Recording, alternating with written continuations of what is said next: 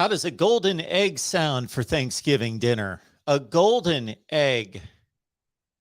That's, of course, the winner's prize at the Egg Bowl, played in Starkville, Mississippi tonight. I attended and covered 7 of those in my career. Ole Miss, Mississippi State just about concluded. Give the win to Lane Kiffin and the Ole Miss Rebels, up with 40 seconds left to play, 31-21. Although, if a miracle does happen with Mississippi State holding the ball at the Ole Miss 20, score on the next play, 20 seconds left, onside kick, get the miracle play there, then the Hail Mary pass to the end zone, get 3 miracles, and Mississippi State pulls out the win. But for right now, I'm going to award it to Ole Miss, winning 31-21, again with about 30 seconds left to play. And the golden egg will go to Lane Kiffin, we believe, against Mississippi State. The Bulldogs would fall to 7-5, still a really good football team. And despite the record and what the rankings will say for both myself and the College Football Playoff Committee, Mississippi State is one of the 25 best teams in college football. And for Ole Miss, again, 36 seconds away from a 10-2 regular season, one of the best in school history. Mentioned a few times during the broadcast, erroneously, as the best Ole Miss season ever. Possibly the most wins in school history, but not the best season ever.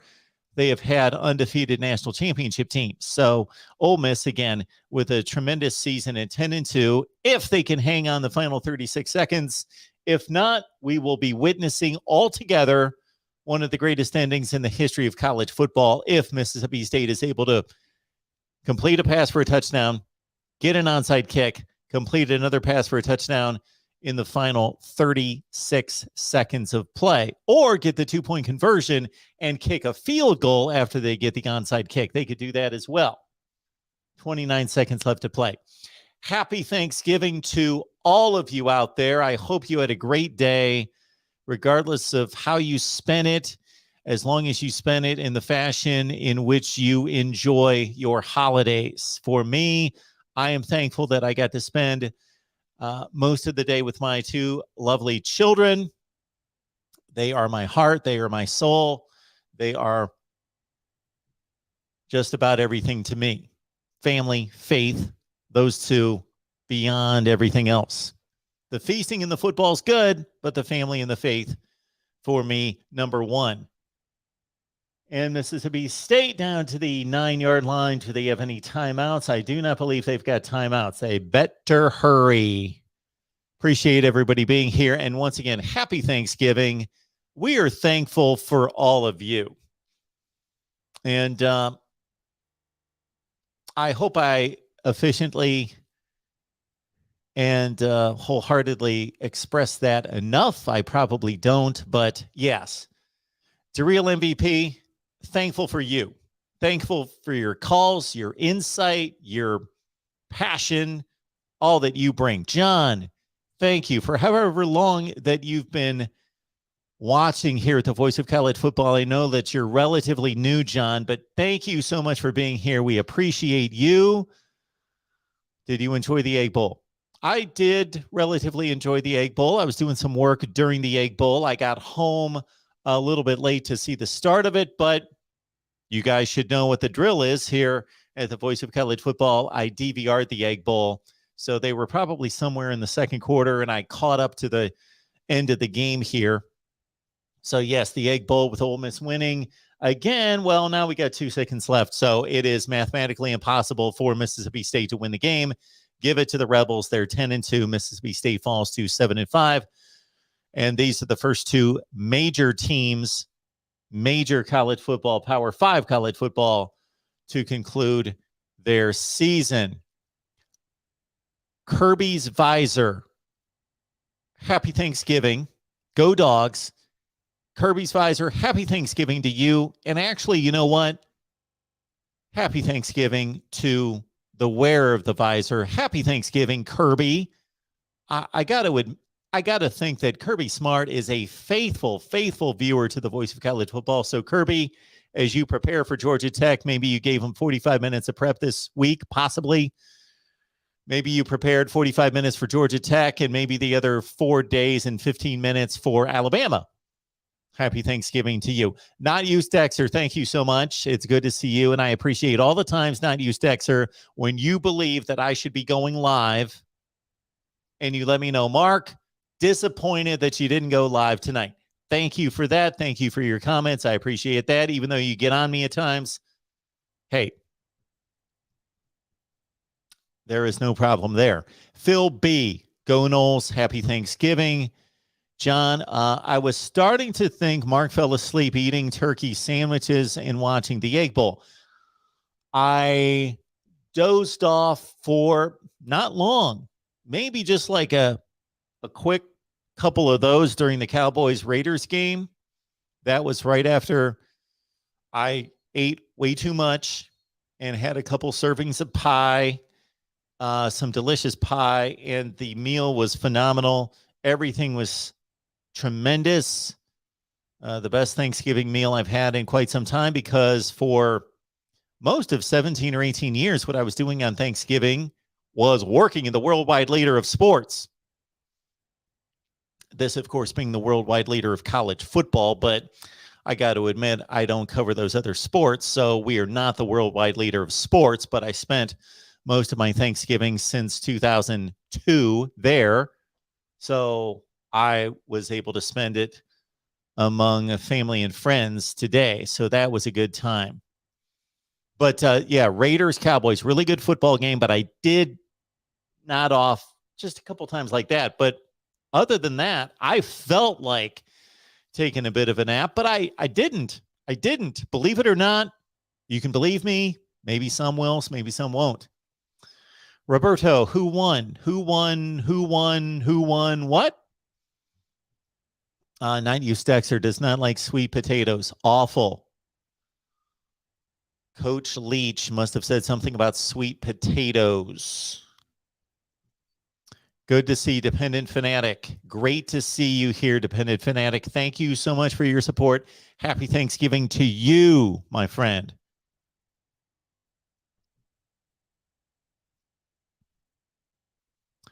Hey, Kenneth. Great to see you here at the Voice of College Football. What up, Mark and peeps? Hope your Thanksgiving night is good.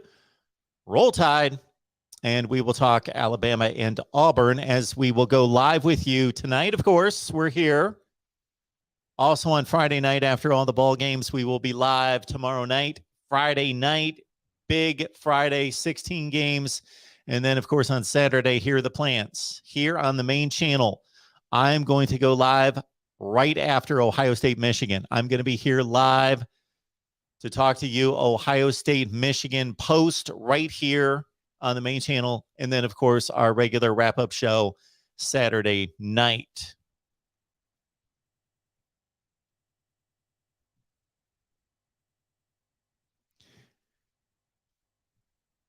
LW, good to see you. Appreciate you being here.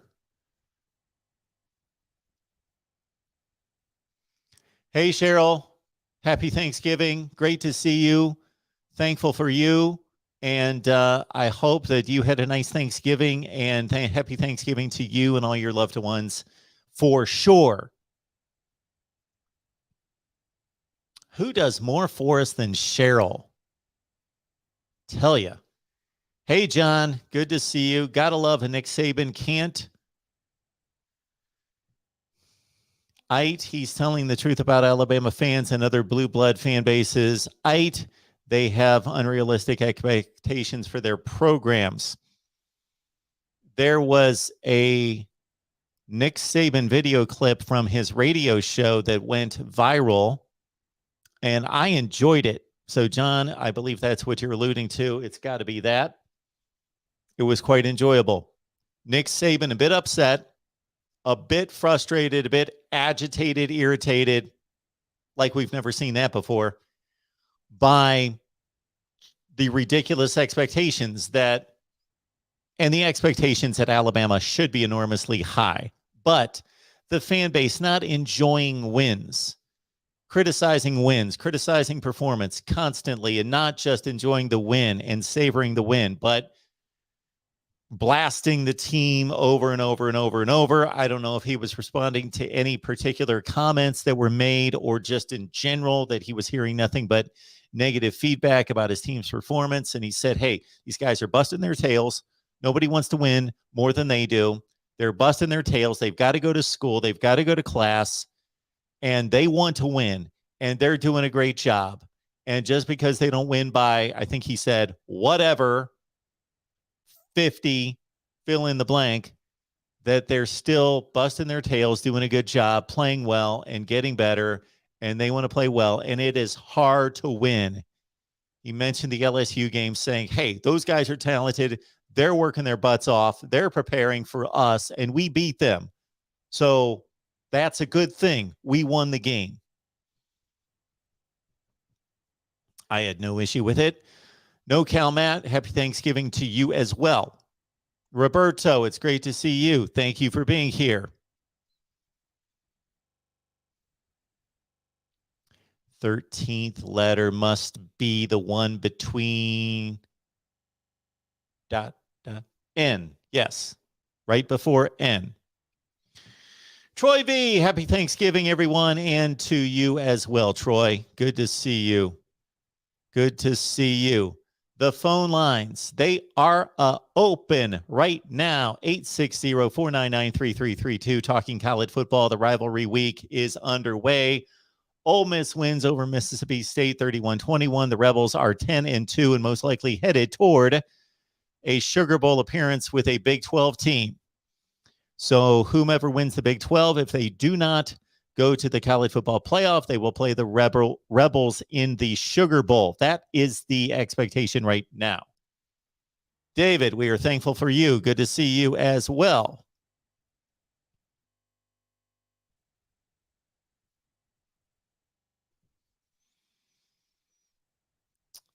Bud Petty, good to see you. Happy Thanksgiving. Hope everyone is having an awesome Thanksgiving. I'm not going to be able to say happy Thanksgiving to everyone, but I just want you guys all to know that we are thankful.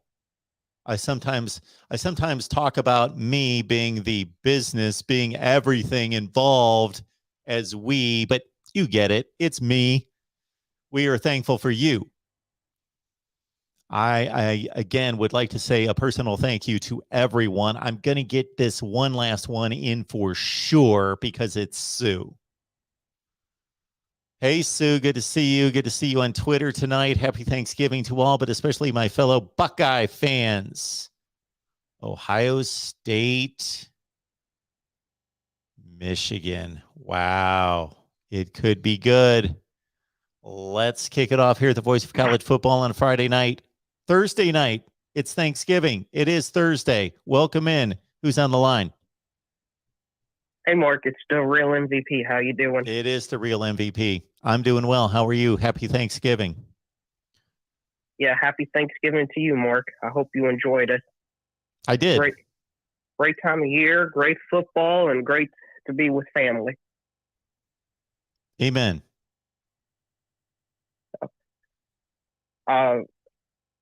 So I want to talk. I want to give congrats to Ole Miss.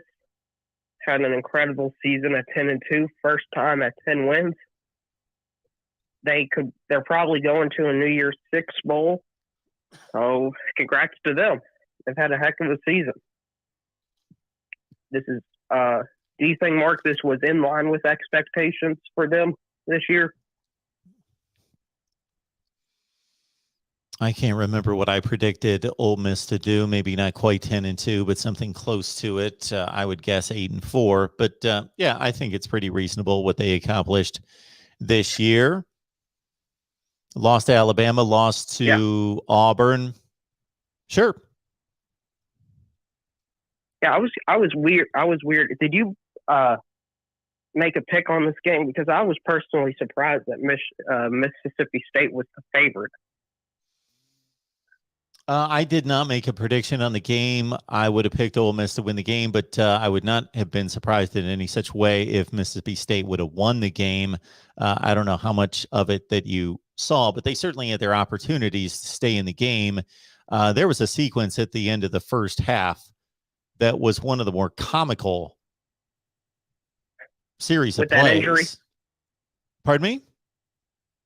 With that injury that really slowed down the whole drive for Mississippi you're talking State? about, no, I'm talking about when Mississippi State couldn't score at the end of the first half. They dropped three consecutive touchdown passes. That started with an injury. Well, I'm talking about the three passes they dropped. They dropped three consecutive touchdown passes, and then they culminated the drive with a missed field goal. Yeah, I saw that. I think that was the turning point of the game. If you wanted to say the game had a giant momentum shift, that was it. But we got a lot of great games for the next 2 days, and this is the best week of college football, in my opinion. So many great games, so many great rivalries. And one of the things, Mark, is Texas. Texas, if they lose and Rice and Texas State win, Texas will have tied for the worst record in the state of Texas. That's alarming. I know we're not firing Steve Sarkisian, but how concerning should Texas fans be feeling entering the next season if they lose to Kansas State? Sure, they should be concerned. They have a lot better talent than 4-8, but again, it's one season. So you go on from here, and regardless of whether they win this game against Kansas State or not, I don't know that it makes it a much more optimistic season or outlook for the next season. But yeah, if they go out and get drilled again versus going out and beating a pretty good Kansas State team, it would be a decent way to finish the season. But to not even have an opportunity to get to a bowl game, the final game of the season, yeah, Texas is going to have to really focus in on this next recruiting class. We will see how they do in the 2022 class that's going to be announced just here in a few weeks. So National Signing Day is December 15th. And then get their butts to work and try to figure things out. There you go. Yeah. And I haven't heard you talk anything about the James Franklin 10-year contract. What are your thoughts on it?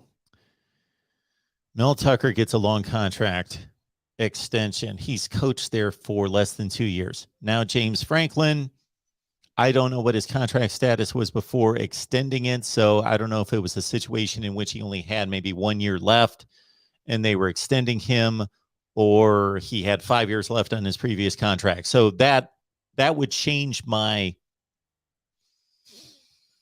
response, because if it was time for an extension anyway, so be it. But this is the place where we've arrived in college football, that if you want to protect your coach, even if he hasn't really earned, and I think James Franklin's done a decent job. He's done a decent job.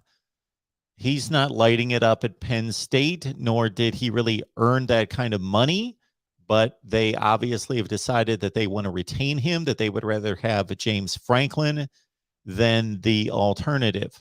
They would rather have James Franklin than lose him and try to pick up somebody to replace him. That's the obvious decision that they made, and they felt as though in order to do that, they had to secure him. And do you think that is the right decision that Penn State made? I don't think it's a horrible decision. I don't think it's also a slam dunk. You had to have him. I think Penn State can attract a first-rate head coach. I have less confidence in James Franklin today than I did 2 years ago. These last two seasons have given me more concern about the direction of the program, and that whether he is just kind of plateaued at an 8 or 9 win team each year and won't seriously challenge Ohio State and move beyond that. Before that, I thought the trajectory was in the right direction, and the recruiting classes as well, but his last recruiting class was not good. It was good for other schools. It wasn't good for Penn State. It was a top 20 class, but that's not going to get it done there.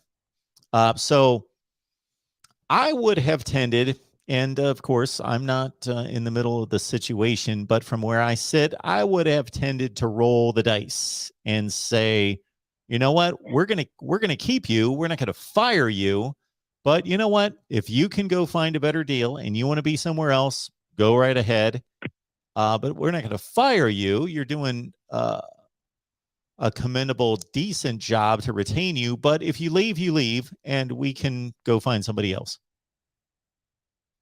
Okay, I found an article, and it says that James Franklin had 4 years left on his current deal. Okay, yeah, I'm not extending James Franklin with 4 years left on his contract. The contract status and the approach to contracts in sports for both coaches and players is the most ridiculous. When I say most ridiculous, it's tied with about 37 other things as being ridiculous in sports. But the contracts mean nothing in sports. Unlike other areas of life, for some reason, contracts in sports mean nothing. If you've got James Franklin under contract for 4 more years, he should just be under contract for another 4 years. You shouldn't have to extend him. He agreed to a contract. He signed. That should be the end of the deal.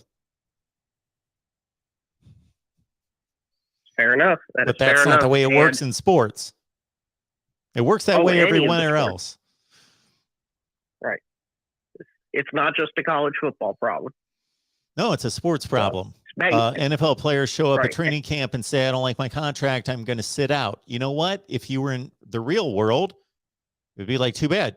Nobody forced you to sign this contract. You decided to sign this contract. You've got 3 more years. You're being paid well.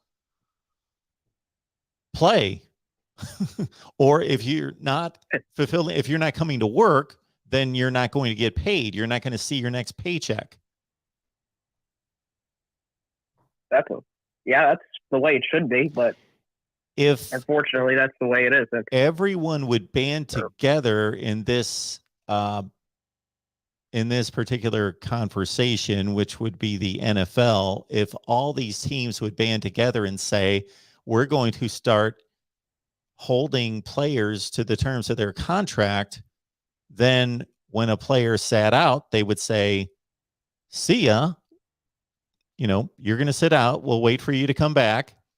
And if we decide to cut you, of course, we're going to have to fulfill the terms of your contract under those conditions. But if you don't come to work, you're not fulfilling your end of the contract. We're not paying you. Simple. I don't see why that's so difficult.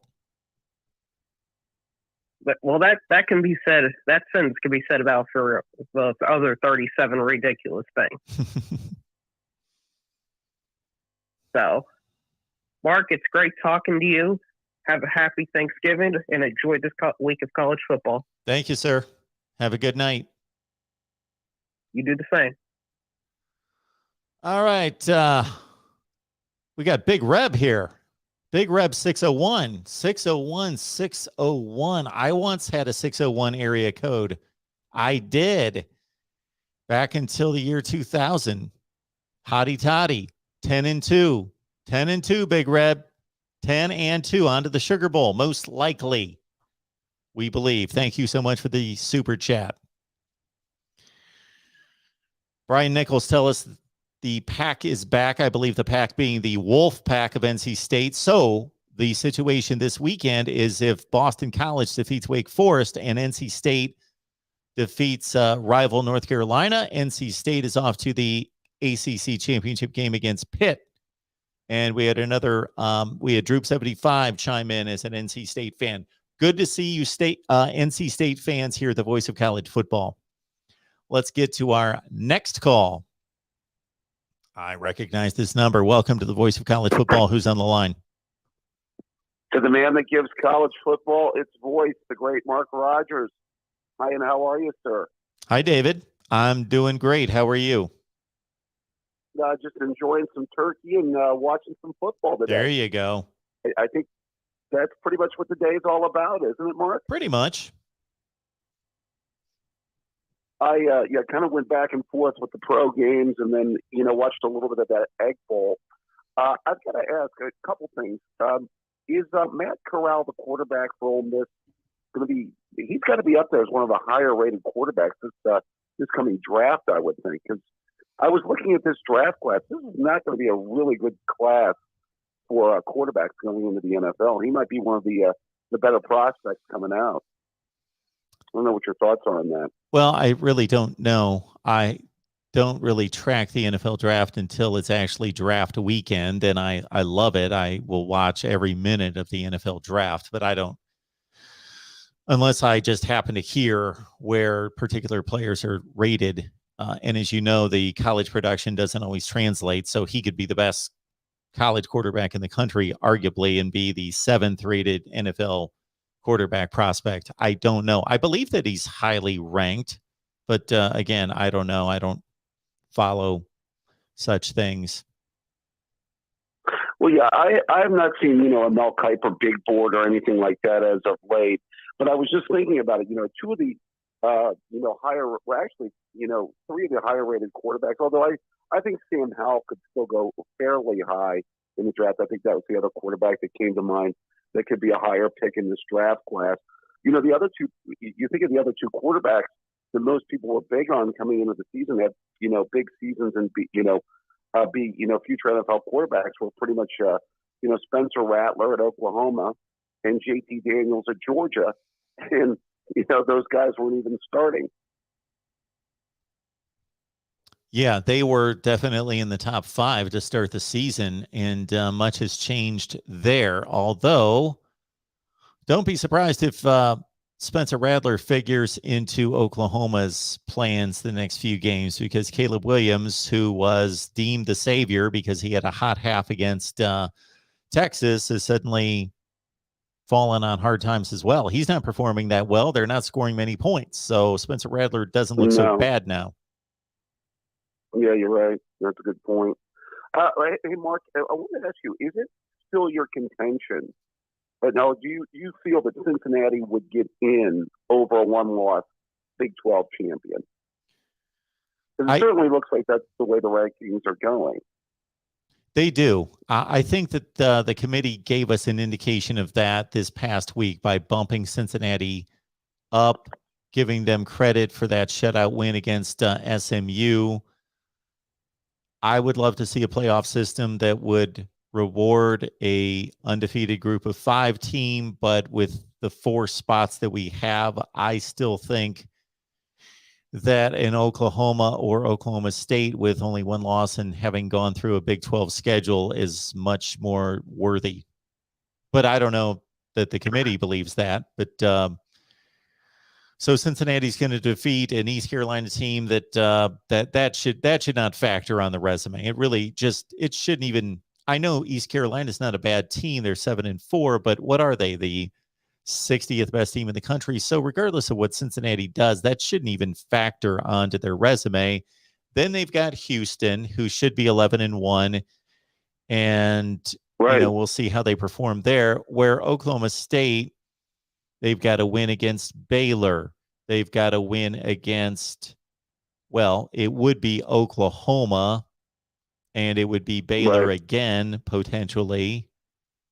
And, the Big 12 beyond that isn't exceptionally strong this year. I get that, but I just think that it's still a much more difficult schedule. Yeah, I mean, you would think that would, Baylor twice and then Oklahoma once would give, the Cowboys 3 quality victories there. And you'd think that would, Notre Dame, and of course, which, I think Notre Dame's 11-1. Okay.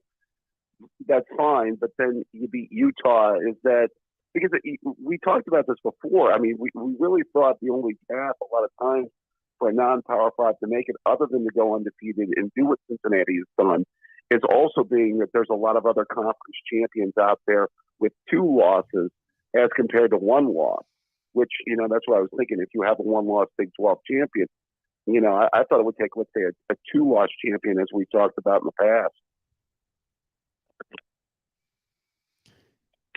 Yeah, and we will certainly hear about Cincinnati's game against Houston. But if you're going to mark the Houston game as significant on Cincinnati's schedule, then you got to start to drop down into the Kansas State range to start to pick off games, Kansas State and Texas Tech, and start to talk about those type of teams as being resume builders for Oklahoma State. Texas Tech beat Houston by 17 points this year. Yeah, I tend to agree.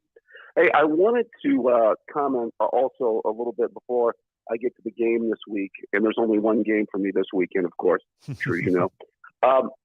I wanted to get to what your last caller had mentioned about the James Franklin situation real quick. I was a little bit surprised that they gave him that long term of a contract. I know that we've talked about Franklin in the past.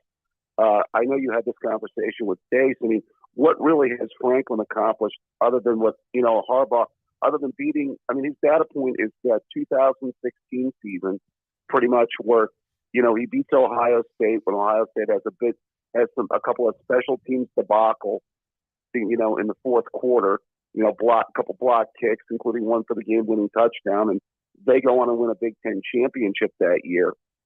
And, that's his data point to get this long term of a deal because, yeah, I know, Mark, you've mentioned some of the New Year's Day bowls. His bowl record is, pretty good as well. But I am really surprised they would give him that long term of a commitment, as you guys were talking about. And then on top of that, Mark, as we've talked about, he's also a coach that has a tendency, and I know you talked about this a little bit with Dave after the Penn State team up north game, that, his in-game coaching decisions have always been lacking, over the years. And I say that as an Ohio State fan on, that game in 2018, he runs a draw on 4th and 5 with Trace McSorley as his quarterback, which still makes no sense to me, but I digress. I mean, I don't know. That's still pretty surprising. He's a good coach doing a decent job, but as I mentioned to the previous caller, I was higher on James Franklin 2 years ago than I am right now. My 3 points about James Franklin that would give him a decided edge against Jim Harbaugh. So if you take everything in total, just look at the numbers, they're extremely similar. Winning percentage, etc. Right. Final AP rankings, etc.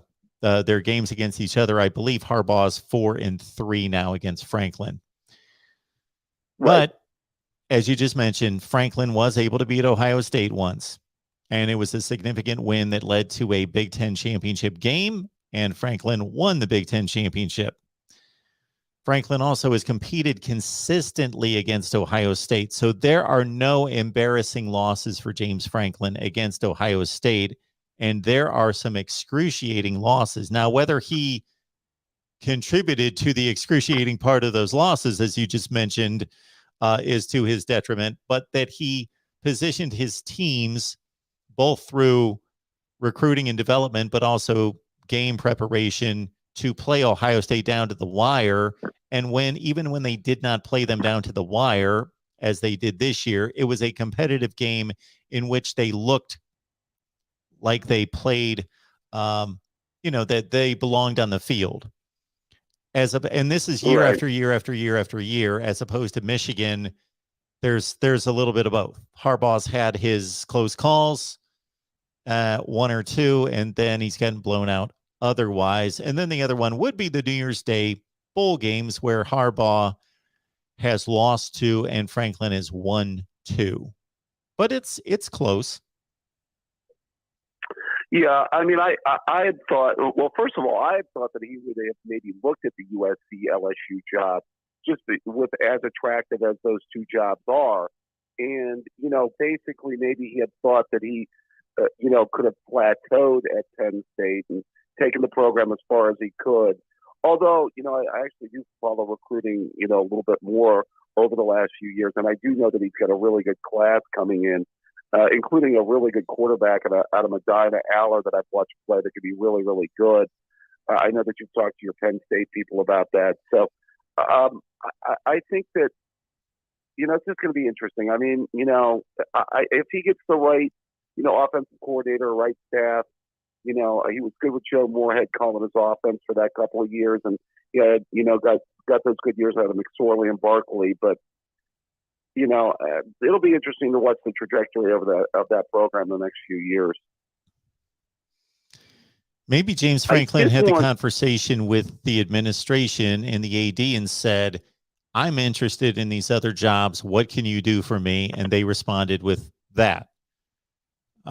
I would not have responded necessarily that way. I am not a James Franklin fan or apologist. I also don't think he's incapable. I think he's good. I think he's a top 10 to 15 coach in the country. I think, and again, this is always speaking from the outside. There would be so much more to know if you were involved in the situation. But from where I sit, where I would say, James, we've given you a contract. You're being paid top 10 money. You've got 4 years left on the contract. You're 7-4 right now. You just went 4-5. We do believe in what you're doing, but you're not knocking it out of the park. Fulfill your contract. And if you don't think that's sufficient enough and you think you can go get the USC or the LSU job, go right ahead. Right. Well, to the tune of 10 years, they gave it to him. So, well, more power to him. So I did want to get to. I'm sorry. Go ahead, Mark. Not to cut you off, David, but just to conclude this portion of the conversation. So they're going to be in a situation where, okay, maybe it's hard to imagine that after 7 to 8 seasons at Penn State, that James Franklin's going to go from being a roughly 9-3 coach every year to blowing past Ohio State and winning Big Ten championships and playing in playoffs. My money would be on the latter, would be on that they continue to do what they've been doing.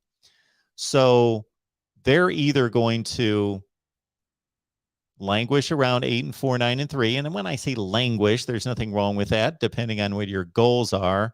Or he's going to, and they're going to continue to decline, where they might be firing him in 3 years and have to pay $1 zillion to buy him out. Well, yeah, it will. I mean, he does have a really good class coming in. I mean, it'll be interesting to see how this develops over the course of the next couple of years. I mean, you're right. He plays Ohio State tough, but breaking through is a totally different story. I did want to get to the Ohio State to the game this weekend. Of course, there is only one game, as we both know, Mark. By the way, I enjoyed the Buckeye talk, and still can't believe our buddy Mr. Dace is going to see Ghostbusters this weekend. But I digress. I mean, come on. I mean, your team's playing for the right to go to Indianapolis. Come on, it's a game. You have to watch it. I know that we both lived through the John Cooper years, but can you imagine how long that would have had to have lasted for you to make that decision? I just can't fathom. I could be 100 years old and lose to Michigan 50 years in a row, and I just can't imagine that I would make that decision. Yeah, I mean, like you said, Mark, I watched bad Ohio State teams. Well, like in the early Cooper years, that his first year they had a terrible year. I watched the game against the team up north, and we fought them hard that game. Remember, we almost won that game, but John 34-31. Yep. Right, John Colasar beat us with a late touchdown, and then of course Dave has to bring up one of the worst memories of my childhood. I still believe Matt Francis making that field goal in 1986, but only in my dreams, I guess. But it's. But I did want to say a couple of other things about this game. I actually do think the more and more I think about this game, I do think it will be a good game, at least for 3 quarters. I think they're going to come out. I think they're going to play on emotion. I think that that'll help them, for 3 quarters. I actually think they can match up to a certain extent within the trenches. But I just keep coming back to the fact that Ohio State's overall depth and skill players will win out at the end of the day. I just think by the 4th quarter, it's just going to be apparent that the offensive firepower that we have is just going to be too much for them. Now, maybe he put out there that they feel that they could win the game in the 30s. I don't see them. I think the improvement of the Ohio State defense, and he mentioned them kind of using Oregon's game plan to try and win this game. I think Ohio State's defense is light years ahead of where it was against Oregon. Don't you, Mark? Yes. Absolutely. I would say that finally they've settled on some linebackers who can play. And on top of that, some of those 5-star defensive linemen are finally starting to play like 5-star defensive linemen too. So that's where I see some of the bigger improvements. And obviously they changed the defensive play calling, which I think has been to their benefit as well. So, I see a 2-score game. Maybe Ohio State gets a late score to put it away. But, yeah, I think it'll be a competitive game. But, could you see them winning a game in the mid to upper 30s, Mark? If they won, wouldn't it have to be, more like 28-27, somewhere in that type area? Yeah, I think so. I think you're spot on with that. It's possible, but more than likely, they're going to have to keep it under 30 to win. I would think that, and I would think that the other path to victory is obvious. Is they would have to get a couple turnovers, in my view. That's the other thing that would be their other path to victories. I think that they would have to win the turnover battle at least by +2. I don't know what your thoughts are on that. Yeah, well, based on what it sounds like both of us think of this game, that only makes sense statistically, that Michigan's 2 scores inferior to Ohio State, so they need a couple turnover differential. Yeah, they would have to steal a possession or two is basically the long and short of what we both think here, right? Yep. Yeah, I tend to agree. Well, I'm looking forward to it. I always do. I think it's going to be a really good one. You're going to have the call-in show after the game on Saturday then, huh? Yeah, we're going to go live for a little while. For as much as I want to watch those 3:30 games, I know that there will be some demand depending on who wins. So we will, we will strike it up for a little while. Well, hopefully it should be a really good weekend of college football. I hope you had a really good Thanksgiving, Mark, and hopefully you'll be talking to yet another another jubilant Ohio State fan, which will be myself after the game on Saturday. Well, thanks, David. I appreciate the call. Take care now. You too. Next up here at the Voice of College Football, who's on the line? Hey, Mark, it's Michael. How you doing, sir? Hey, Michael. Old Oak and Bucket. We had a good one today. What's that? I said, I hope you and your family had a great Thanksgiving. We did. Thank you. Hope you did as well. Not bad. Hey, it wasn't too bad.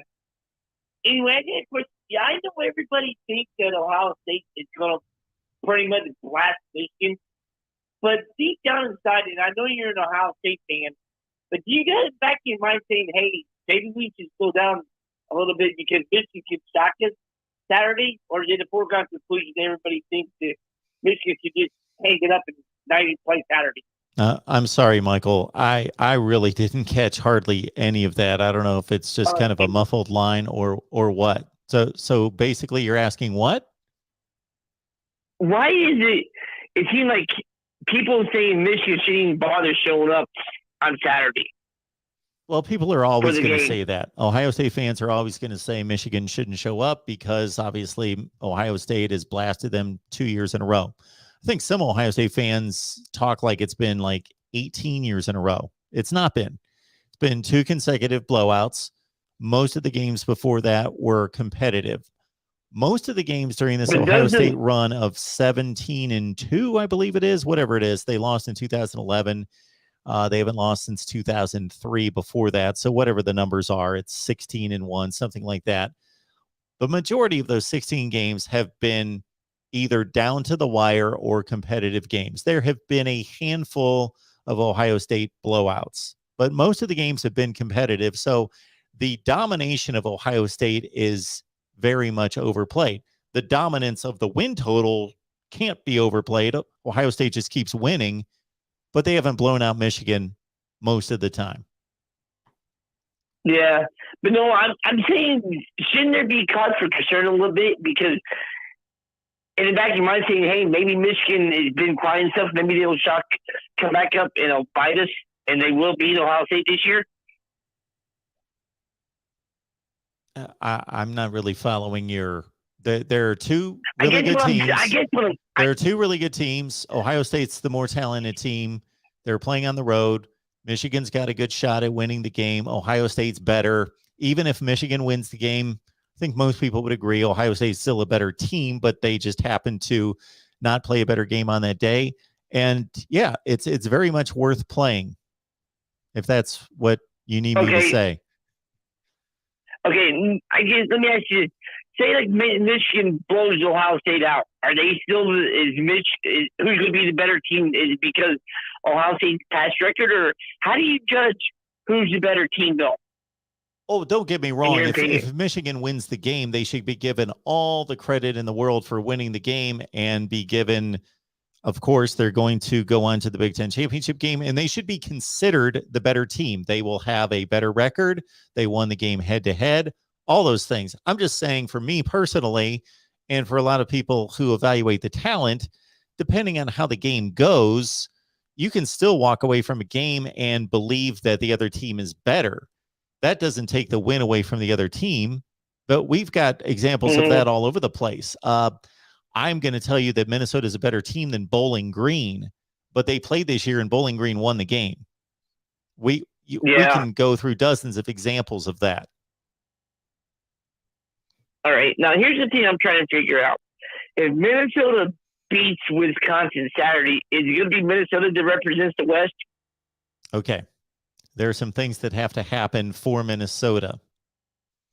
So Minnesota needs Nebraska to beat Iowa, and they need to win the game against Wisconsin, and then that turns it into a 4-way tie, and they win the West. Purdue plays Indiana, of course. Yeah, and unfortunately, Purdue can't win because of the losses to Wisconsin and Minnesota. Yeah, there's a 3-way tie possible and a 4-way tie possible. Actually, if I'd have to go through the whole thing, but there's one scenario in which the advantage that Wisconsin has is that they've got the best record in the division. They lost both of their games outside the division. So they have the best in-division record. But if it finishes a head-to-head with Minnesota, obviously Minnesota having won the game will win the West. Yeah, that's what I was just wondering and stuff like that. Is there any other games you think the team should be on upset alert for this weekend? Oregon should be on upset alert against Oregon State. Upset. What's another upset out there? Can't think of anything in particular. Just about every game I'm thinking of has a close point spread, so I wouldn't really consider it an upset. But that Oregon State game comes to mind. I think the Beavers are certainly capable of winning that game. Yeah. I was just wondering stuff like that. And another thing I'm trying to figure out is I don't know what the conditions are going to be like Saturday for the game. I think it's supposed to be raining and stuff. But do you think the running attacks for both teams will be into play, or do you think it'll be both passing attacks for Michigan and Ohio State? Well, the running game will be in play for both teams. They're both excellent running teams with tremendous offensive lines, and this game is going to feature the number 1 and 2 rated running backs from the 2020 class, Travion Henderson and Donovan Edwards. On top of that, it's even more important for Michigan to run the ball. If I had the opportunity just to look at one stat line from the game, like if you could go into the future and just retrieve one statistic, I would ask you to give me Hassan Haskins' rushing statistics. And if he runs the ball over 25 times effectively, then that will indicate to me that it was a very close game or Michigan won the game. Mm-hmm. Just was wondering stuff like that. Last thing before I let you go, had Bo Nix not broken his ankle, do you think that might be enough for Auburn to beat, or do you think Alabama's going to, even if Nix was playing, Alabama wins regardless? Well, I've seen Auburn play enough competitive games against good teams to know that Bo Nix is a wild card. So if he plays a poor game, obviously that's going to extend the Alabama win, but there is a better chance. Auburn has a much better chance of winning the game with Bo Nix because he's a playmaker. So yes, Auburn could beat Alabama with Bo Nix. Auburn is in that neighborhood with Ole Miss, Texas A&M, and other teams that they would have a puncher's chance. They're not as good as Alabama with or without Bo Nix, but they would have a chance. And before you jump off the line, Michael, it comes to mind that I got to give you a tremendous amount of credit for most likely, we can't count the win yet, but most likely correctly picking Purdue to go 8-4 this year. Mm-hmm. Yep.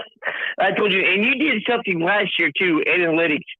I think where you judged him where it was different. Are you going to be doing that soon, or are you going to be doing that after the season's over, after championship Sunday or Saturday? Oh, to show all my picks and how close they were? Yeah, we'll do that. We'll go through all my predictions and then show where I really screwed up and where I hit it and all of that. Yeah, we will do that after the season. Absolutely. And another thing I'm trying to figure out, I can't remember where you had Tennessee and South Carolina, but how surprised are you that both of them will be bowl eligible themselves this year? Was that about South Carolina? I'm sorry, I didn't quite catch that. And Tennessee, how surprised are you that they're both bowl eligible? I'm pretty surprised. I'm less surprised about Tennessee, but I am surprised with both of them. I think Josh Heupel and Shane Beamer have done really exceptional jobs considering what they took over and the status of those two teams last year. I think it's very commendable what they both did. They beat teams that they weren't supposed to beat. They stayed competitive with teams that they were not supposed to stay competitive with. And really the games they were blown out were, that they don't obviously have the time in it, the job to be able to develop the programs to that degree to be ready to play the Georgias of the world. But I'm impressed. Yeah. Another thing one last thing I just remembered. Do you think Penn State and Michigan State did that? Gave Franklin and Tucker extensions so they wouldn't leave for USC and LSU? Oh, yeah. That's the reason you extend coaches' contracts, to keep them from going elsewhere. Yeah, and both of those guys have been the two coaches that have been talked about more than any two coaches in the country about moving on. So that's why they received extensions. Sounds good. All right, sir. I will try to talk to you before the Purdue for the Buckeye kickoff to get your reaction on the Michigan Ohio State game. Have a great weekend. Sounds good, Michael. Thank you so much. Have a good night. Next up here at the Voice of College Football, who's on the line? Hey, Mark, this is Jared, longtime follower, second-time caller. Hopefully a good Thanksgiving for you. And I had a question about, I'm a big Big Ten West fan, big Iowa Badger fan. And with Ohio State dominating so much, do you think there's a chance, that either of those teams could ever take them down in the title game? Wisconsin and whom? In Iowa. I think Wisconsin's got a much better shot of winning that game than Iowa. I have much more confidence in Wisconsin, and I definitely think they have a really good shot at winning. I'm not going to most likely pick them to win or give them the odds, but I think they have a great shot at winning that game against Ohio State or Michigan, so especially Michigan. Iowa's offense is not good. The offensive line's not good. The quarterback's not good. The running back's decent. The wide receivers are marginal. The tight ends are not what they typically are. It's just not a good offense. Wisconsin's offense is limited, but it's really good at what they do well. And Graham Mertz, despite all of his struggles and his mistakes, He's making less of them, and he's a very talented quarterback. He is so much more talented than the Iowa quarterback, Alex Padilla. Yeah, there are no comparisons between those two offenses. Both defenses are exceptional. I would even take the Wisconsin defense over the Iowa defense, although the Iowa defense is a top 10 in the country unit.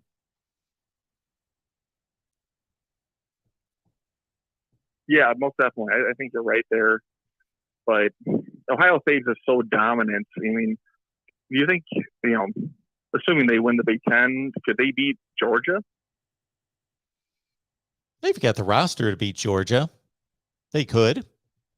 Yeah. A lot of people don't want to hear that or think that's ridiculous because we tend to anoint teams halfway through the season. But shoot, if Clemson could play Georgia to a stalemate, Ohio State could. Alabama could. I know Alabama's not playing that particularly well right now, but they'll be prepared to play the SEC championship game. I have no doubt about that.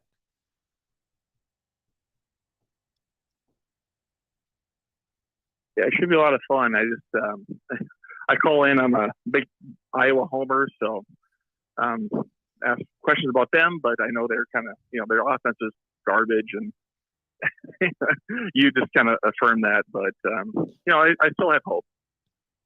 And I had hope for that offense early in the season. When they struggled right out of the gate, what I was watching against Indiana, whom obviously at the time we thought was much better than they turned out to be, and then the Iowa State game, and then a few of the group of 5 games they played against Colorado State and Kent State, I gave them a lot of time. I thought the offensive line's almost always really good.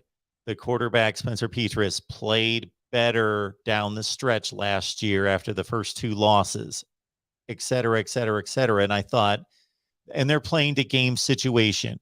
Why air the ball out? Why be creative when you're winning games by 3 and 4 touchdowns? They're playing to the score. They're playing conservatively. They still have time to develop and get better, just like we've seen Ohio State's offense and defense get better during the course of the season. If your coaching staff is really doing their jobs, individuals and units should progress throughout the season, barring injuries. And so I gave them a lot of credit for, and I trusted their coaching staff to bring the offense along. The offense has played better against Minnesota a couple weeks ago. And then this last game against Illinois, they were at least functional. They were decent, playing much better than they did over that 4 or 5, 6 game stretch. Yeah, it's just a shame because I'm also a Badger fan. I went to U of B Madison, and we've always had a tremendous defense, much like Iowa's always been going at side of the ball, but the offense has been crippled, and it's held them back from winning titles and getting further on in the CFP or really anywhere else. Anything else, sir? No. Thanks again, Mark. Have a good rest of the show, and thanks for taking my call. Thanks. Appreciate the call. Have a good night. All right, folks. I am guessing with 150 some people on the line and a few thousand that will watch this show that some of you own a small business. Or I'm going to guess that some of you would like to own a small business, want to get started in a small business, but don't know where to go for funding. So I'm going to introduce you to the fine people there at Get Business Credit. Josh Van Horn, that's your guy. Get Business Credit. You can find him and Get Business Credit right here on YouTube. So if your personal credit is less than perfect, it's not ideal, don't worry about it. If you are protective of your social security number, don't forget about it. He doesn't need that. So don't worry about that. Forget about it. You don't need to give up your social security number. You can get business credit. He can get you in contact with and access to different lines of business credit, business funding. Okay. So credit lines and also loans that will set you up to expand your business, build your business, start your business, whatever you need to do. So again, that's Get Business Credit here on YouTube. And your guy is Josh, and he does an exceptional job right there. His YouTube channel is blowing up because he is providing real life help for people. I think his YouTube channel got to 30,000 subs like in a couple of weeks. Took me 10 years because I'm just sitting here talking about college football. He's talking about real life stuff that is helping people. Get Business Credit. Check out Josh's YouTube channel, Get Business Credit, and you will learn everything you need to learn there. And you can contact him directly, and he will give you various lines of access to funding and figure it all out for you to get you on the right path to growing, building, expanding your business, getting you started on the right path. Get Business Credit. All right. Next up here at the Voice of College Football. Hello, who's on the line? Hey, Mark. Happy Thanksgiving to you. Happy Thanksgiving. I am you. Yes, sir. I DM'd you on Facebook, on Twitter, to let you know. But, yeah, happy Thanksgiving. Thankful for your show and your friendship. I appreciate it. Thank you. I am thankful for you as well. I appreciate that, man. So, do you know why Texas is a 3-point favorite over Kansas State? Well, I haven't seen the line, but you're telling me that right now. I'm not surprised by it. I'll get back to your game in just a second. Nebraska's 3-8. Iowa's 9-2. Nebraska opened as a favorite there. I heard this. I don't know if it's true, but somebody told me that this is verified. Or I guess ESPN reported this. That's where it was. That this is the first time in history. And they went all the way back to 1978. They couldn't confirm beyond that, but at least that's 43 years that a 3-8 team has been a favorite against a 9-2 team. So look at the Texas game. They're 4-7. Kansas State 7-4. I bet if you really looked at the yards per play and all the statistics that matter, that I bet Texas and Kansas State aren't separated by much. Just Texas is blowing. They've really looked horrible the last couple of weeks, but for about 3 to 4 games there, they were playing good teams down to the wire. They just blew the games. The Oklahoma State game went down to the wire. The Oklahoma game went down to the wire, and they just blew it late. Now they're kind of coming off the rails. Well, I'm going to jump on both of those games. I already saw the Alba game. I already put my money down on that one, but I'm definitely going to put some money down on Kansas State and Texas for Kansas State to win. I'm definitely going that direction. Well, the incentive that Iowa has too, Iowa's got the incentive that they don't know what's going to happen on Saturday, so they have to win to have a chance to go to the Big Ten championship game. Right. So, yeah, that's what I was thinking too. But I can't understand. These lines has been very crazy this year, especially with Big 10 and Big 12 games. Like I said,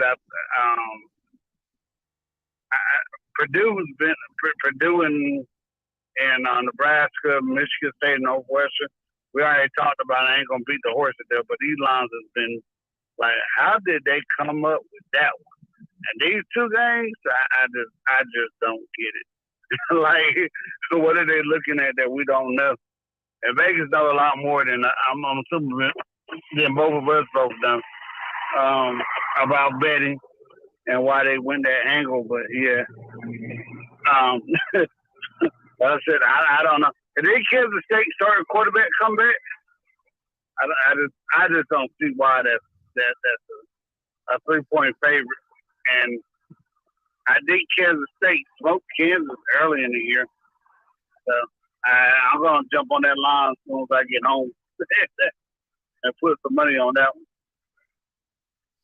And also, So, it's a situation with Kansas State where this is about what they expected to do, to be a 7-4 team playing for a better bowl game. And where Texas, they were 4-1 at one point. They were 4-1 and they were leading. They were a half away from going to 5-1 and beating Oklahoma and being in control of the Big 12 because their loss at that point was out of conference to Arkansas. So they would have been like 3-0 in the Big 12 and had beaten Oklahoma, beat somebody else probably pretty good. I'd have to go through the games in my head. But anyway, and they've gone from that being 30 minutes away from first place in the Big 12 at 5-1 to 4-7 and losing all these games, including to Kansas. So you got to just think that their morale, their confidence, their even incentive to finish the season. They can't go to a bowl game. The motivation there, I will give Sark a lot of credit if he's able to get them motivated to play hard and win this game. Right. Yeah. I mean, they looked very promising at the beginning of the year.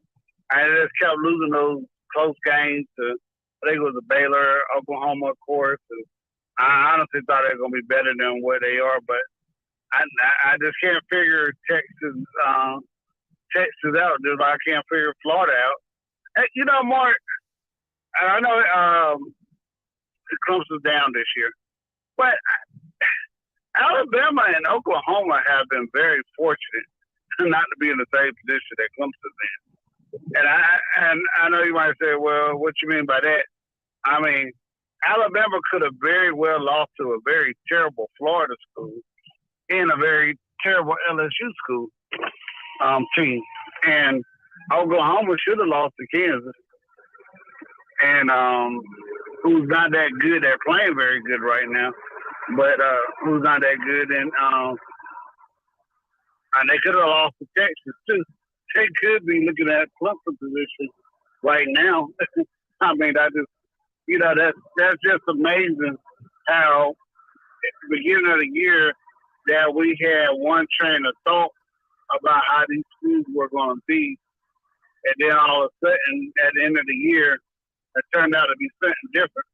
And I'm even hearing, I think I told you this the other night, people are even saying Georgia's kind of overrated because their schedule hasn't really been that hard. Outside of Clemson and Arkansas, there too. And I'm hearing a lot of people are going to put money on Alabama to beat Georgia in a championship game just because of that. So I can't wait to see how that's going to turn out. Do you think Georgia's schedule has been weak outside of Clemson and Arkansas? Yeah, for an SEC schedule, it's been pretty weak. I would say either Clemson or Arkansas is the best team they've played. I'd give Clemson the edge as being the best team that they've played. Arkansas second, then probably between Auburn and Tennessee would be next. Right. So that's not that tough. Then after that, South Carolina is playing a little better, but they played South Carolina when they weren't playing as well early in the season. Yeah, right. Georgia's really not. They've missed, if you consider the other best teams in the conference to be Alabama, Ole Miss, Texas A&M, Mississippi State. They haven't played any of those. But, yeah, I would say Clemson, Arkansas, Auburn, Tennessee. Those are the four best teams. And Tennessee 6-5. They're not great. They've just been so dominant. They've just pounded everyone except for Clemson. People forget. I don't know how many people call me and make comments about Georgia killing everyone. And I stop them in their tracks and I say, I get your point. They are killing everyone, meaning the last 10. But the Clemson game was a pick six. It's a pick six. Other than DJ, making a bad read and a bad throw, game's 3-3. Right. And neither one of them moved the ball.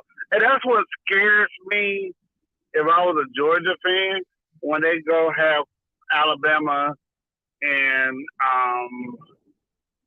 Georgia and SEC championship game.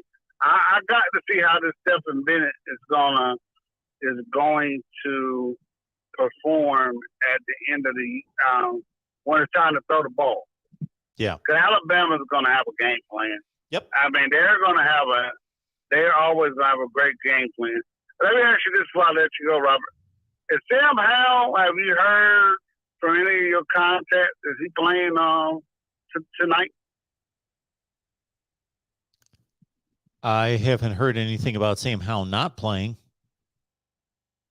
Well, all the reason why I asked that, and I know it was Walford, and the backup got on through that game, but I was asking that because he didn't play because he had an upper chest injury. Second, that line was 6.5, and I was just wondering, was he playing? Is that why the line was so high?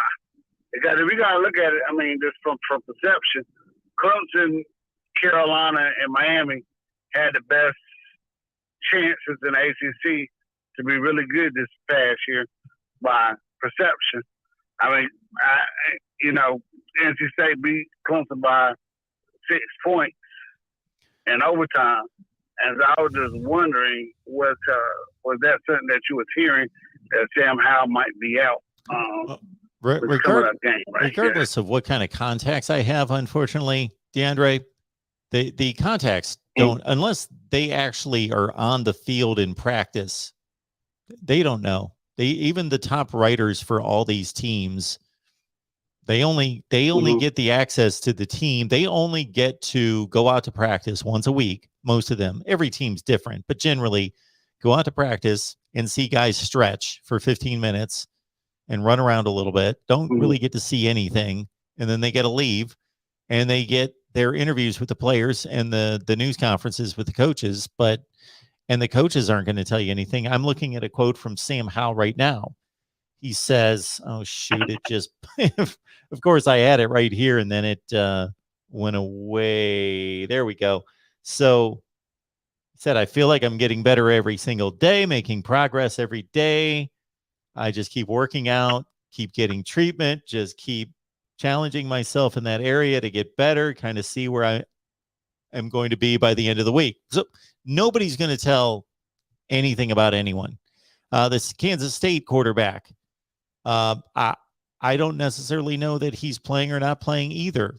We got our guy Gary Lewis made a comment in the chat that Kansas State Skylar Thompson is not playing Saturday against Texas, but I don't necessarily know that that's the case. I've got a bunch of information here that says that he might. I don't know. Yeah. Well, like I said, it was just a question. I was wondering if you have heard, because I mean, like I said, being in North Carolina, that was, that was the talk. And I wouldn't write Wake Forest into the ACC championship game yet, because I think Boston College is going to give them a game. Oh, sure. And especially with Jehovah, and Wake Forest defense is not that good. And even in the Clemson game, I'm sure you heard, like I heard, that a lot of Wake Forest players are offensive linemen are banged up. And I'm saying Boston College got the same type of offensive line defensive line or talent that Clemson has, but Jeff Hafley's a good defensive coach. So, I mean, I wouldn't just write that game out. And we haven't seen Flowers break out this year like he has, because Jacobit's been not playing. So that's going to get real interesting if NC State loses and then Wake Forest had to beat Boston College. I think they'll give them a game. But hey, you have a great night, Mark. Hey, are you going to put out picks this week, or are you not doing it this week? I know you usually do it later on in the I day. will But get it done. Oh, okay. All Heck right, yeah. Mark. Got to Take care. get it done. All righty. Thanks, DeAndre. Have a good night. All right. So I was able to find this comment. I just stumbled upon this comment at the same time that I was getting ready to give our sponsor some time. Of course, am I watching an infomercial? No. Okay, here's the deal. Do you watch television? Do you go on the internet? Well, you were bombarded with sponsorships and commercials and promos, right? So for every hour of you watching television, understand this, like 17 minutes of the hour are commercials. 17 minutes out of 60 are commercials. I saw a survey a couple of years ago that was comparing SportsCenter on ESPN and the content on SportsCenter versus what it was 25 or 30 years ago. 25 or 30 years ago, like 5% of the time during SportsCenter, not talking about the commercials, the commercial breaks, but talking about the time, the content within SportsCenter was sports, like 95% of it. The other 5% was promos talking about coming up later in SportsCenter, blah, blah, blah, or coming up Friday night, our NBA doubleheader is such and such, promos. Now, that was 30 years ago. Now, 30% of what you're watching when you watch studio shows on, and I'm picking on SportsCenter, but it's the same all across the board. 30% of what you're watching are promos, and that doesn't even count the commercial breaks. So basically 50% of what you're watching is not the content of why you're watching. So yes, you can sit through an infomercial for 15 or 30 seconds when I give you nothing but content for the entire time. And that said, that makes me just want to give you more of an infomercial. So shop Amazon, use the link in the description section. Help us grow and build the channel. Everybody who shops on Amazon that watches and loves what we do here at the Voice of College Football should be using our link to shop on Amazon. Help us grow the channel. It's the same exact shopping experience. It's exactly the same. There's nothing different about it. You click on a link. It's my link instead of the link from Amazon, but it's Amazon. And you just enter Amazon using the link that I have given you in the description section of the videos. It's the same exact process. Doesn't cost you a penny.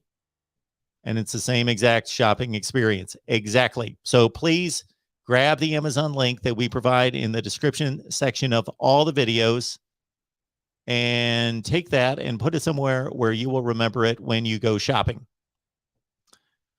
Also, the Super Chat's available, of course. If you would like to bypass YouTube, you can do that by going to Venmo, PayPal, or Cash App and just search MarkRogersTV. MarkRogersTV at Venmo, PayPal, or Cash App.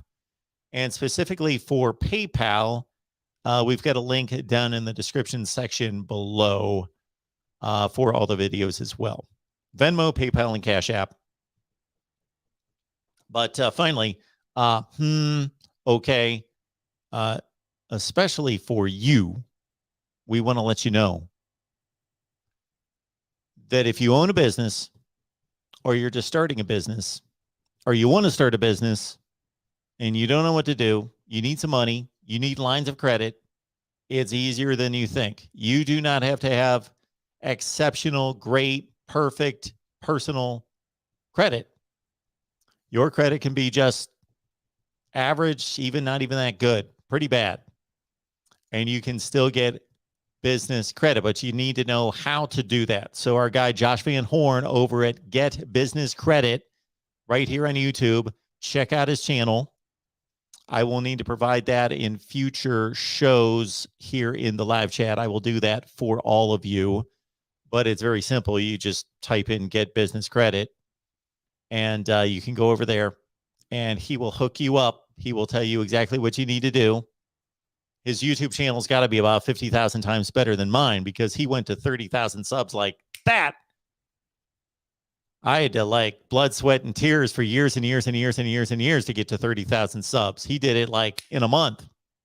So he's really helping people over there, not just talking about college football, having a good time, actually helping people access lines of credit and showing them how to do it and giving them the tools and the contacts and the access.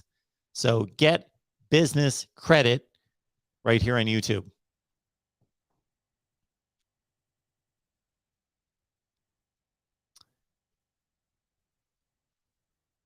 Next up here at the Voice of College Football, who's on the line? Hey, Mark. Hope you had a great Thanksgiving. This is Will. Hey, Will. Thank you so much. Same to you. And another question for the Amazon link. Yes. If you had it by where, I think it would be, I don't know if you might already have it here, but on your like webpage for your channel, if you had it like next to the where you have like your Twitter, I think that would be a good spot just to like easily access your link. I believe, you might already have that, if I'm not mistaken, it is the highest. I think it's almost the highest comment that I have in the description section. I believe. I might be wrong. Okay. And do you think that I'm really impressed by the job that Mike Leach has done at Mississippi State this year? I am too. And not just the job that not just the job that he's done at Mississippi State, but like I never really remember Texas Tech having much of any success since he got there. And I just think that like getting 11 wins with that program and competing against Texas A&M, Texas Tech, and Oklahoma for recruits, like I just really think he's like a top 10 coach in college football right now. Do you think he is? I will put it this way. Who out there is really thinking about Texas Tech football? Do we ever talk about Texas Tech football? I'm certainly open to talking about Texas Tech, but unless they're playing somebody decent, I'm not watching them play. No, most of the expectations that most college football fans have for Texas Tech football is that they're going to go, I don't know, 5-7, 6-6, whatever, or completely dismiss them. To think about Texas Tech finishing in the top 25 seems like a major, major lift. And Mike Leach went in the top 25, finished in the top 25, 5 of the last 6 seasons. He was at Texas Tech. 5 out of 6 seasons, he finished in the top 25. Yeah, the guy can coach. And for as much as he's just known as an offensive innovator, and he is giving into the running game and valuing the running game. I'll be interested to see how he recruits in the SEC because he has access to better players and better high school players by far than he ever has before. Even at Mississippi State, the level of high school football talent in that state is exceptional. It's sparse because the population's not that high, but it's exceptional.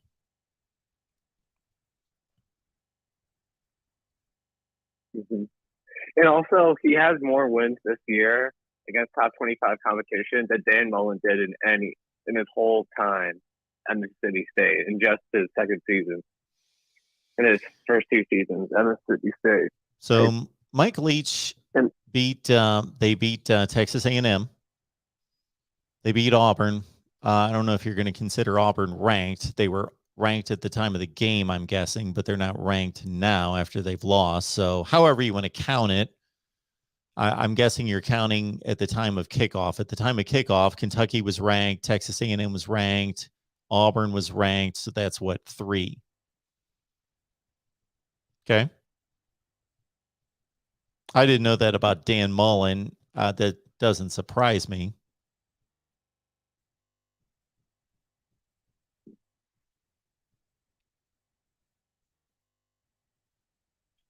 So, do you think that there's a way that coaches can try to get their players to stay in for the bowl season for these New Year's Six bowl games? Because it's just not enjoyable to watch these New Year's Six bowl games with teams like especially Florida last year didn't bring anyone.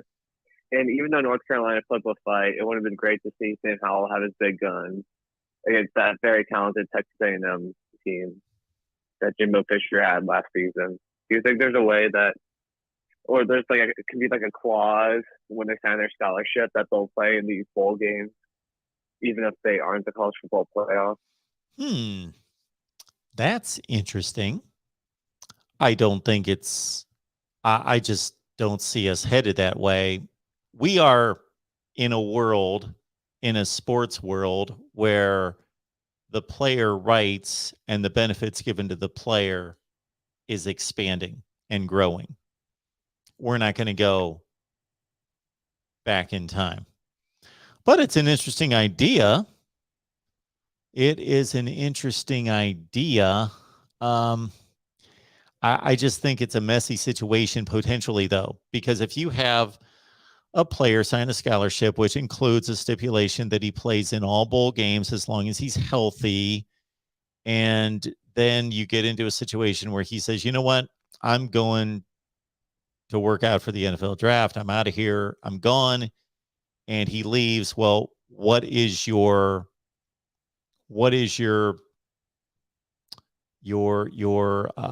I'm looking for a word here that I'm not, it's a legal term, but anyway, what's your course of action to combat that? Well, are you going to sue him? Are you going to be suing players? That's what you're going to have to do. You're going to have to hold him to court and take him to court. It's just going to be nasty. But what you say makes total sense to me.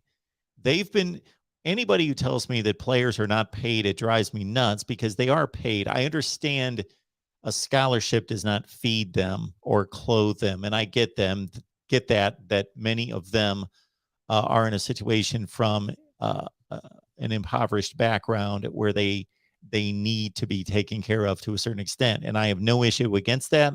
And I'm for NIL. I think it creates some problems, but I am for it as a free market capitalist that I hope we can retain in this country, although I see signs that are heading us in the other direction. But